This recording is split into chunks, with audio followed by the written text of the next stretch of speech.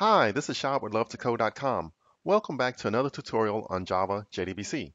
In this video, we'll learn how to use transactions with JDBC.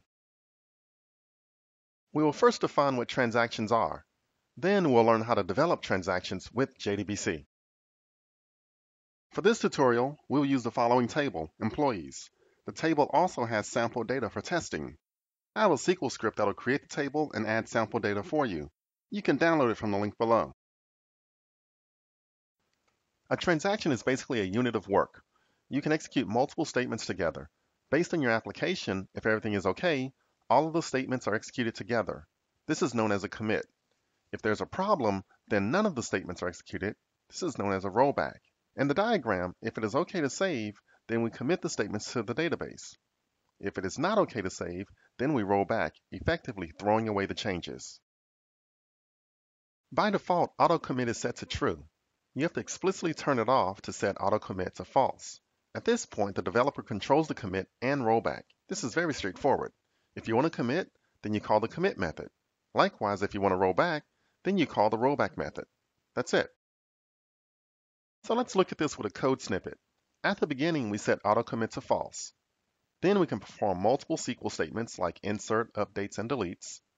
Next, we can ask the user if it's okay to save. This is simply a call to a helper method that will get input from the user. It returns a Boolean value of true or false. Then if okay, we commit. Else we roll back. Okay, so let's switch over to Eclipse and see this in action. I have a simple Java program called transaction demo. For the transaction in this example, we're going to do the following. The first thing we're going to do is delete all HR employees, and then we'll update the engineering salaries to $300,000. Pretty funny. So let's walk through the code. The first thing we'll do is we'll go through and get a connection to the database. We will turn off auto commit by setting it to false.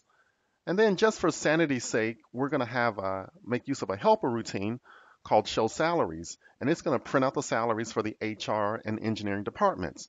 And it'll actually connect to the database and perform a query and get those results accordingly and display them. Then we move into our actual transaction part of it. So for our first transaction step, we're going to execute an update.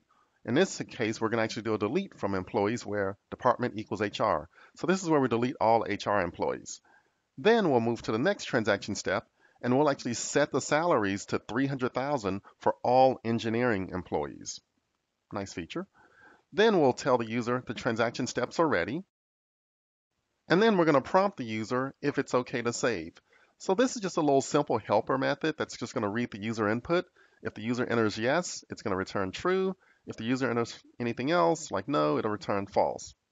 So if it's okay, then we will commit the data in the database, and we'll print out transaction committed. Else, we'll roll back the information. And then also, finally, as another sanity check, we'll print the salaries after this step of code. So we'll print out the information for HR and for engineering. Okay, so I just ran the application, and we'll just go look at the output here. So at the beginning, we displayed the salaries before, so information for the HR department, and also the salaries for the engineering department. It tells us that the transaction steps are ready. Is it okay to save? Yes or no? So at this point, I'm going to say no, and I'll hit enter. Then it's going to go through and it's going to tell us, hey, the transactions were rolled back. And also, as a sanity's sake, they're going to display the salaries after. So here's information for HR. So we know the transaction didn't execute because we were trying to delete HR employees, but they're still here in our database. And then a similar thing here for engineering, we were trying to increase all the salaries to $300,000, but again, they're still at their original values. So we know that the transaction was rolled back successfully. All right, so let's also verify this in our SQL tool. So what I'll do is I'll move over to the SQL tool. I have a query here that's going to select from employees, and we're basically going to select for employees in the HR and engineering department. I'll go ahead and execute this query. We can see that we have 8 employees that were returned. We have 4 in the engineering department. They have their original salaries, and also we have people in the HR department that are still there. So we know that there were no changes made to the actual database.